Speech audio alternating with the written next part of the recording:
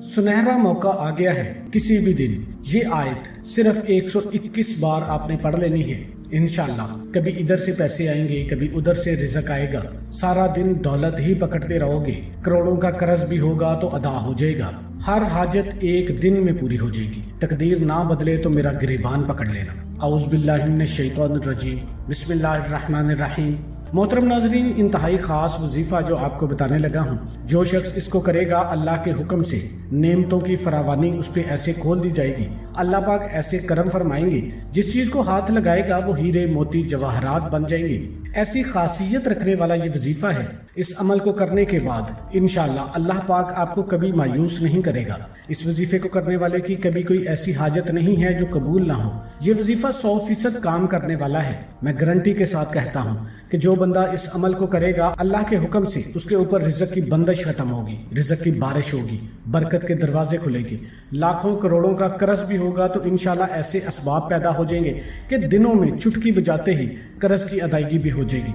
जिस चीज़ को हाथ लगाएगा सोना चांदी हीरे जवाहरात में अल्लाह पाक उसको तब्दील कर देंगे। बहुत ही आसान सा वजीफा है। मोहतरम नाज़रीन, आपने एक बात का बहुत ज्यादा ख्याल रखना है। आपने हर हालत में अल्लाह का शुक्र अदा करना है। अल्लाह के हजूर अल्लाह का शुक्र अदा करना है। जिस हाल में भी हो अल्लाह का शुक्र अदा करना है। अल्लाह से ही अपनी हाजत, जो भी मसले मसाइल हैं वो अल्लाह से डिस्कस करने हैं। अल्लाह के सामने अपनी हाजत को पेश करना है।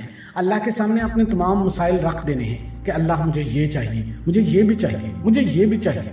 जो मांगोगे इस अमल को करने के बाद इंशाअल्लाह अल्लाह पाक आपको नवाजना शुरू हो जाएगा। अल्लाह के खजाने बेशुमार हैं। अल्लाह तो चाहते हैं कि मैं अपने बंदों में उनको बांटूं, लेकिन कोई मांगने वाला ही नहीं है जो यकीन के साथ मांगे, जो उसको शुक्रगुजारी के साथ मांगे। जैसे अल्लाह ताला फरमाते हैं कि अगर तुम मेरा शुक्र अदा करो तो मैं नेमतों की तुम पर बारिश कर दूंगा, कुर्बान कर दूंगा, तुम पर खोल के रख दूंगा। अल्लाह तो खुद फरमा रहे हैं कुरान पाक में कि मेरा शुक्र अदा करो। बेशक अल्लाह ताला यही चाहते हैं कि उसका जिक्र किया जाए, उसका शुक्र किया जाए। तो ये वजीफा जरूर अपनी जिंदगी में लाएं। मोहतरम नाज़रीन, गुर्बत और तंगदस्ती के हवाले से एक हदीस कुदसी है।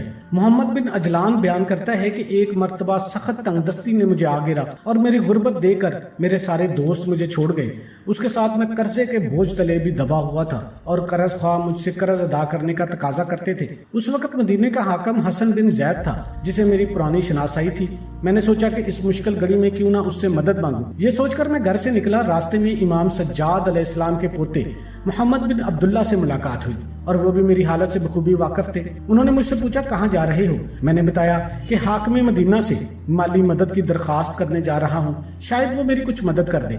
उन्होंने कहा कि अगर ऐसा ही है तो याद रखो तुम्हें उससे कुछ नहीं मिलेगा। तुम मुझसे मदद मांगने की बजाय अल्लाह से मदद मांगो, वही तुम्हारी हाजत पूरी कर सकता है, वही सबका राज़िक है।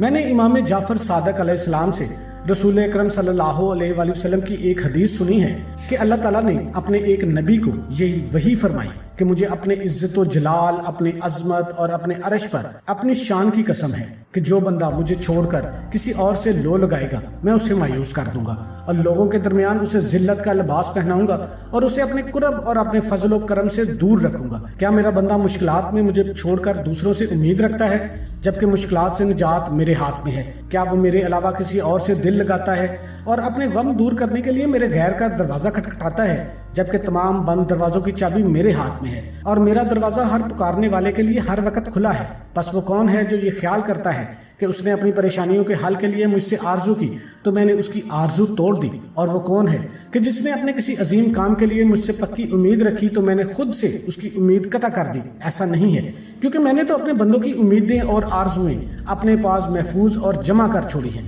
तो क्या वो उनको मेरे पास महफूज और जमा करने से खुश और राजी नहीं है? और मैंने आसमानों को एक ऐसी मखलूक से भर दिया है जो मेरी हर वक्त तस्बीह करती रहती है। मैंने उसे हुक्म दे रखा है कि मेरे और मेरे बंदों के दरमियान दरवाजों को बंद ना करे, तो उन्होंने मेरी बात पर यकीन नहीं किया। तो क्या मुसीबतों में गिरफ्तार होने वालों को ये मालूम नहीं कि मेरे अलावा मेरे इज़्ज़त के बगैर इन्हें कोई निजात दे सकता है? आखिर इन्हें क्या हो गया है कि मुझसे मुंह मोड़ते हैं, जबकि मैं अपनी बख्शिश मांगे बगैर इन्हें अता करता हूँ। फिर अगर मैं कभी बख्शिश इससे छीन लेता हूँ तो उसको लुटाने का मुझसे सवाल नहीं करता, बल्कि मेरे गैर से सवाल करता है کیا وہ دیکھتا نہیں کہ جب میں بغیر مانگے عطا کرتا ہوں تو جب مانگا جائے تو کیا میں اپنے سائل کو عطا نہیں کروں گا؟ کیا میں بخیل ہوں؟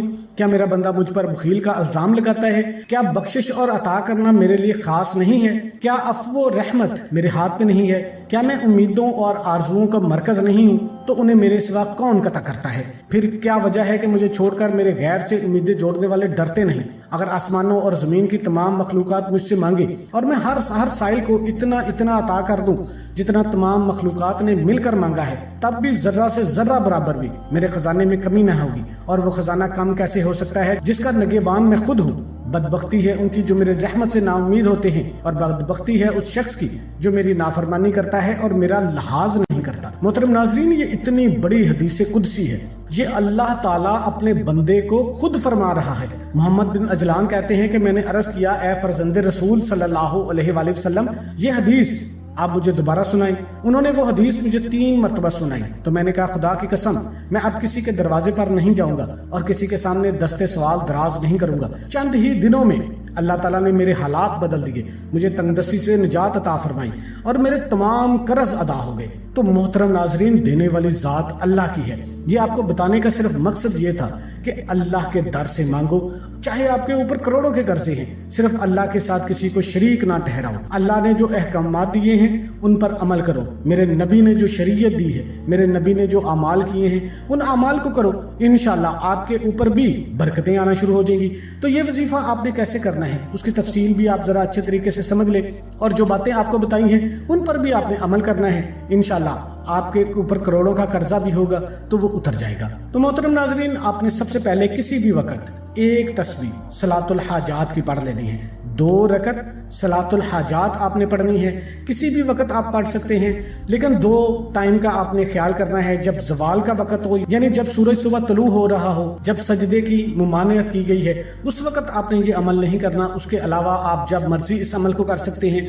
2 رکعت صلاۃ الحاجات پڑھ کر آپ نے اللہ کی نعمتوں کا شکر ادا کرنا ہے کہ جو بھی اس نے ہمیں عطا کیا ہے اس کا آپ نے شکر ادا کرنا ہے۔ وہ کیسے ادا کرنا ہے؟ سب سے پہلے آپ نے اعوذ باللہ من الشیطان الرجیم اور بسم اللہ الرحمن الرحیم پڑھ لینی ہے، اور اس کے بعد آپ نے درود شریف پڑھ لینا ہے۔ آپ درود ابراہیمی پڑھ لیں، یا چھوٹے سے چھوٹا درود صلی اللہ علیہ وآلہ وسلم پڑھ لیں، یا اللہم صلی علی سیدنا محمد وعلی آل سیدنا محمد کما تحب و ترضی لہ۔ یہ سب چھوٹے سے چھوٹا درود ہے اور معنی کے لحاظ سے اس کی برکات بہت زیادہ ہیں۔ آپ یہ درود پاک بھی پڑھ سکتے ہیں، اور اس کے بعد آپ نے ایک تسبیح الحمدللہ رب العالمین کی کرنی ہے۔ اس وظیفے کی اجازت میرے ان تمام بہن بھائیوں کو ہے جو ویڈیو کو مکمل دیکھیں گے۔ آپ اس عمل کو کرنا چاہتے ہیں، ویڈیو کو آپ نے اسکپ کر کے دیکھا ہے تو ویڈیو کو ایک دفعہ مکمل دیکھ لیں، کمنٹ سیکشن میں اپنا نام لکھ دیں اور ویڈیو کو لائک کر دیں۔ ہمارا رپلائی آپ کو آئے یا نہ آئے، آپ کو اجازت ہو جائے گی، روحانی طور پر بھی مدد آپ کے ساتھ شامل ہو جائے گی۔ آپ نے ڈوب کر الحمدللہ رب العالمین اس کا ورد کرنا ہے 100 مرتبہ۔ زیادہ مرتبہ بھی آپ کر سکتے ہیں، لیکن آپ نے 100 مرتبہ ضرور کرنا ہے۔ یہ اللہ کا شکر ہے۔ جن کے پاس زیادہ مال ہے وہ زکوٰۃ دیں، اپنے مال کو حلال کریں، جو اللہ کا حکم ہے اس کی تعمیل کریں، اور اس کے علاوہ کچھ باتوں کا آپ نے بہت زیادہ خیال رکھنا ہے۔ آپ دیکھ لیں، اپنے جسم کی طرف دیکھیں، اللہ نے کیسے بنائے ہیں، ایک ایک اعضاء آپ کا درست بنایا ہے۔ سب سے پہلے تو شکر یہ بنتا ہے کہ اللہ نے آپ کو اپاہج نہیں بنایا، اللہ نے اندھا نہیں بنایا، اللہ نے بہرا نہیں بنا دیا۔ سب سے پہلا شکر تو اس بات کا کرے۔ دوسرا شکر جو ہے وہ یہ ہے کہ اللہ تعالیٰ نے آپ کو انسان بنا دیا ہے، کوئی جانور نہیں بنا دیا۔ اللہ کے اختیار میں تھا وہ آپ کو جانور بنا دیتا، لیکن اللہ تعالیٰ نے آپ کو بالکل مکمل انسان بنا دیا ہے۔ پھر اس کے بعد تیسرا شکر یہ بنتا ہے کہ آپ کو امت محمدیہ صلی اللہ علیہ وآلہ وسلم میں پیدا فرما دیا ہے، ایسی امت کہ ہر نبی نے خواہش کی تھی کہ یا اللہ اس امت میں ہمیں پیدا فرما دے۔ آپ خود دیکھ لیں، اگر آپ کسی یہودی کے گھر میں پیدا ہو جاتے، کسی عیسائی کے گھر میں پیدا ہو جاتے، کسی ہندو کے گھر میں پیدا ہو جاتے تو کیا کر سکتے تھے؟ تو آج آپ اپنا معاشرہ دیکھ لیں، بائی برتھ مسلمان ہونا یہ اللہ پاک کا بڑا کرم ہے آپ کے اوپر۔ اب دیکھیں بائی ریسرچ شاذ و نادر ہی کوئی بندہ مسلمان ہوتا ہے۔ لوگ تو اپنا فرقہ نہیں چھوڑتے، مسلمان ہونا تو بڑی دور کی بات ہے۔ جو سنی ہے وہ سنی رہے گا، جو دیوبندی ہے وہ دیوبندی رہے گا، جو وہابی ہے وہ وہابی رہے گا، وہ اپنے فرقے نہیں چھوڑتے۔ آپ یہ نہ دیکھیں کہ آپ کو مال و دولت نہیں ملا آپ پھر ہی شکر ادا کریں گے، اس کے بغیر ہی آپ کے اوپر اتنے شکر واجب ہیں کہ میں بیان نہیں کر سکتا۔ تو میں آپ سب سے گزارش کرتا ہوں کہ ہر حال میں اللہ پاک کا شکر ادا کریں. آپ نے صرف 100 مرتبہ الحمدللہ رب العالمین پڑھنی ہے، اور اس کے بعد آپ نے صرف ایک تسبیح یا رزاقو یا رزاقو یا رزاقی کر لینی ہے. اگر زیادہ بار کریں گے تو زیادہ فائدہ ہوگا. اس کے بعد آپ نے اللہ پاک سے گڑ گڑا کر دعا مانگ لینی ہے. میرے اللہ سے جڑنا ہے، اللہ سے مانگنا ہے. انشاءاللہ اللہ پاک کبھی بھی نامراد نہیں آپ کو لوٹائیں گے. ہاتھ اٹھانے ہیں، وہ خالی ہاتھ نہیں آئیں گے. صرف اور صرف اللہ سے آپ مانگنا سیکھ لیجئے، اللہ کی تعریف کیجئے. اللہ پاک تعریف کے قابل ہے. اللہ کو اچھے اچھے القابات سے پکاریے. اللہ کے سامنے اپنی پستی کا اظہار کیجئے کہ یا اللہ تو مالک ہے، میں مخلوق ہوں، میں تیرے در پہ نہیں آؤں گا تو کس کے در پہ جاؤں گا؟ اگر تو مجھے دھتکار دے گا تو میں تو تباہ و برباد ہو جاؤں گا. اے میرے اللہ، میں نے تجھ سے ہی لینا ہے. ضد کر کے، یعنی کہ آپ نے ایسے الفاظ کا چناؤ کرنا ہے کہ اللہ تعالیٰ کی ذات خوش ہو جائے، فرشتوں کے آگے آپ کا ذکر کرے کہ دیکھو میرا بندہ کیسے میری تعریف کر رہا ہے. حالانکہ آپ کی تعریف سے اللہ کی شان میں کوئی فرق نہیں پڑے گا.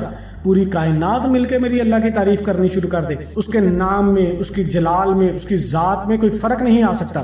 پوری کائنات مل کے میری اللہ کی عبادت نہ کرے، اس کے نام میں پھر بھی کوئی فرق نہیں آ سکتا. لیکن یہ بہانے ہوتے ہیں، اللہ پاک بہانے ڈھونڈتا ہے. تو آپ نے اچھے طریقے سے اللہ پاک سے مانگ لینا ہے. اور کوئی بھی وظیفہ نماز کے بغیر مکمل نہیں ہوتا. آپ نے 5 وقت کی نماز بھی لازمی ادا کرنی ہے اور حسب توفیق صدقہ بھی دینا ہے. تمام دوستوں سے گزارش ہے کہ اللہ کے 99 ناموں میں سے ایک نام کمنٹ میں لازمی ٹائپ کریں.